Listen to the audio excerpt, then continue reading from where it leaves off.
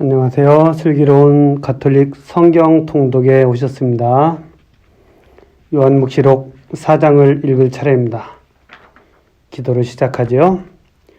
성부와 성자와 성령의 이름으로 아멘. 말씀은 바로 내 곁에 있고 내 입에 있고 내 마음에 있다.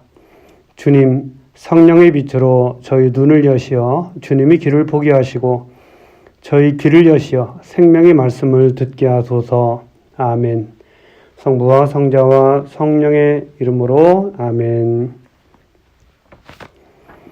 자, 요한묵시록 4장을 읽을 차례입니다. 이 묵시록은 가장 어려운 시기, 박해 시기에 신자들에게 용기를 주기 위해서 쓰였고, 그리고 또 이 내용들은 이것을 쓰는 사람과 읽는 사람들만이 알 수 있는 그런 여러 가지 상징들로 되어 있습니다. 그렇기 때문에 그 상징이나 이런 것들을 그 그룹에 속하지 않은 사람들은 쉽게 알아들을 수 없는 그런 것이고, 특히 이제 더 생각할 수 있는 것은 시간이 지나고 박해가 끝나면 이제 이 어려운 시기에 자기들끼리만 알았던 이런 여러 가지 상징들의 의미, 이런 것들을 이제 잊어버리게 된다고 저는 생각을 해요. 그리고 더 오랜 시간이 지나면 기록만 남아있고 그 상징의 의미를 정확히 파악하는 것은 거의 불가능하죠.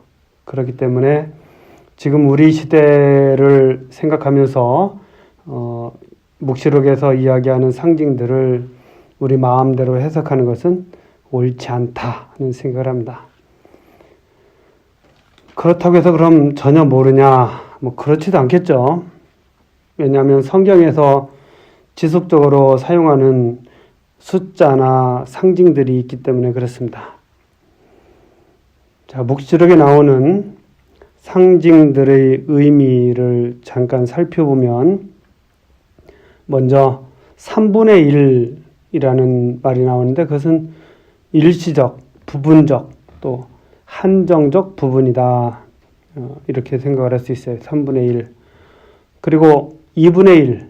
이것은 큰 일을 대비하는 시간을 의미한다. 2분의 1. 그리고 3이라는 숫자는 충만함, 신의 완전성을 의미합니다. 그래서 우리가 삼위일체 이야기하잖아요. 그리고 3과 2분의 1, 3년 반, 이런 것이죠. 완전수 7의 반으로 환난 시기 또는 일시적 상태를 의미합니다. 특히 이제 환란의 시기, 이것이 이제 3년 반이라고 나오죠. 성경에서 지나가야 될 시간, 고통의 시간, 힘든 시간, 7이라는 시간이 되기까지의 그 과정, 이것이 이제 3년 반 그런 식으로 나옵니다. 4라는 숫자는 온 세상 모든 창조물, 이런 의미로 쓰인다고 그래요. 온 세상 모든 창조물 4.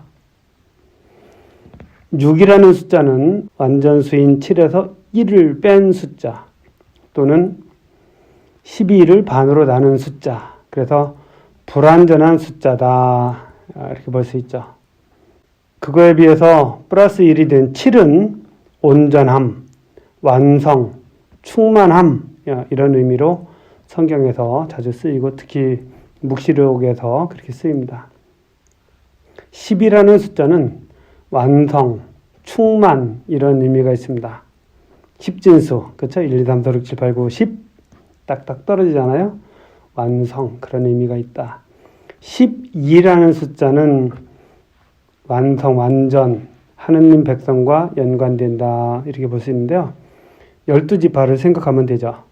12제자. 그래서 하느님 백성 전체를 의미할 때 12나 24라는 숫자를 사용합니다. 42, 42달 이렇게 나와요. 42달. 42달은 1261로서 3년 반을 의미한다고 합니다. 42달, 3년 반. 불완전한 숫자, 아까 3년 반에 대해서 이야기했죠. 완전수의 반으로서 환난의 시기다. 666. 우리 요한묵시로 가면 딱 생각이 나는 것이 666이죠.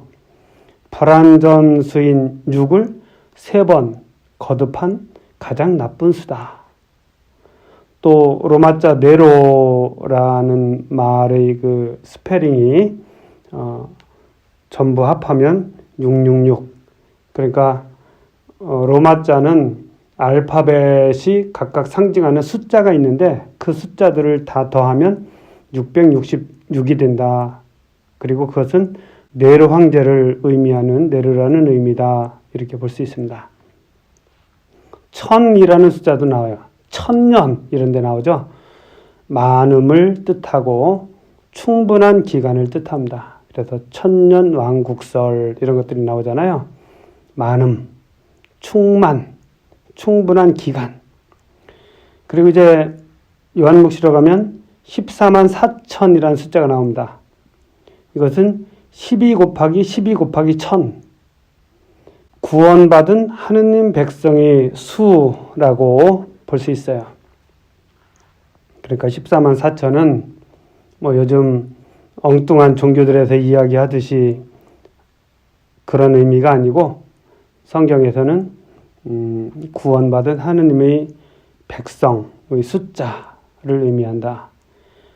흰색, 이것은 승리, 순결, 영광 이렇습니다. 흰 옷을 입는다는 것은 승리한다, 순결하다, 영광을 받았다 이런 의미라는 것이죠.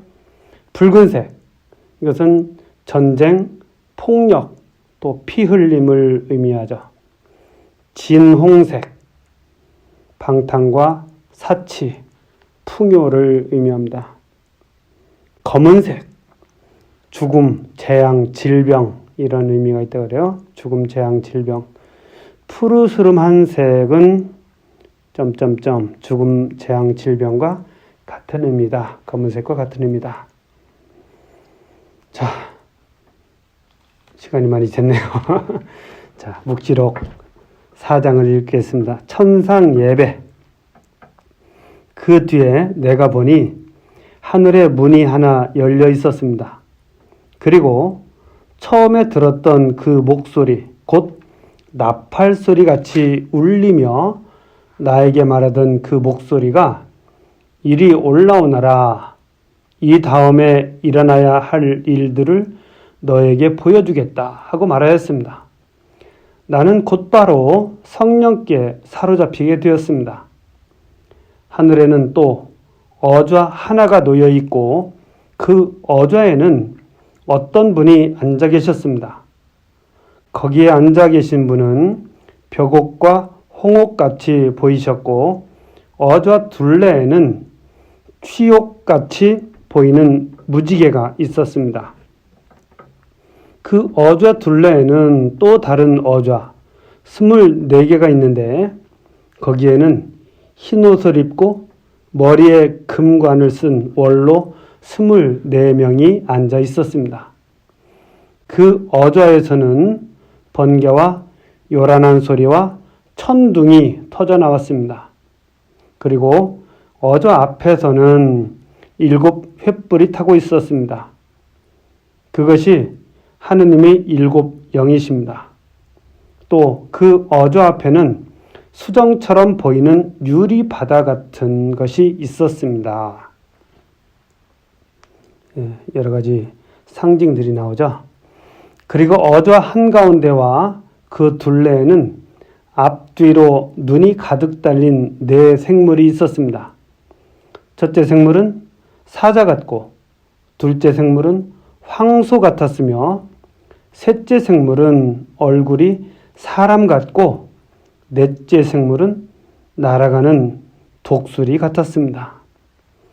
그 4 생물은 저마다 날개를 6개씩 가졌는데 사방으로 또 안으로 눈이 가득 달려 있었습니다. 그리고 밤낮 쉬지 않고 외치고 있었습니다. 거룩하시다, 거룩하시다, 거룩하시다. 전능하신 주 하느님, 전에도 계셨고 지금도 계시며 또 앞으로 오실 분, 어좌에 앉아 계시며 영원 무궁토록 살아계신 그분께 생물들이 영광과 영예와 감사를 드릴 때마다 24원로는 어좌에 앉아 계신 분 앞에 엎드려 영원 무궁토록 살아계신 그분께 경배하였습니다. 그리고 자기들이 금관을 어좌 앞에 던지며 외쳤습니다. 주님, 저희의 하느님, 주님은 영광과 영예와 권능을 받기에 합당한 분이십니다. 주님께서는 만물을 창조하셨고 주님의 뜻에 따라 만물이 생겨나고 창조되었습니다. 사장은 이렇게 되어 있습니다. 24명의 원로들도 나오고, 그리고 이제 7절부터 보면 네 생물이 나오죠.